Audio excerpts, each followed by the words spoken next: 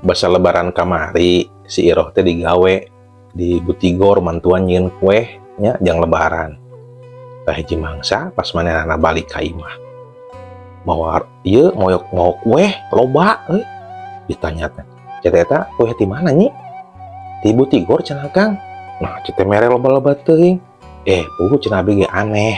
Gede bere mun loba-loba teuing coba mere duit. "Emang kumaha sih tadi?" "Pan abdi teh kieu cenah Kang nya, tadi teh mantuan nyeun kue sajirangan. Terus abdi teh kasarean udah tunggu. Sadar-sadar teh geus tarutung kue teh cenah nya, sing sajirangan teh. Si Butigor teu ngambek, jadi kieu lah. Geus ieu cenah perenan we eta cenah nya. Mun di basa urangkeun mah perenan we geus. Diwadahan ku Butigor teh dibikeun cenah ka si Iroh dibikeun. Tanya ieu jang di dinya jang di imah lumayan cenah. Jeung sakalian ieu duit cenah nya. Isukan mah ulah waka ka dewe nya cenah nya, ulah waka mantuan ibu. Nya si Iroh teh balik. Si Iroh teh nanya Kang Butigor teh bager-bager teuing ka Abi.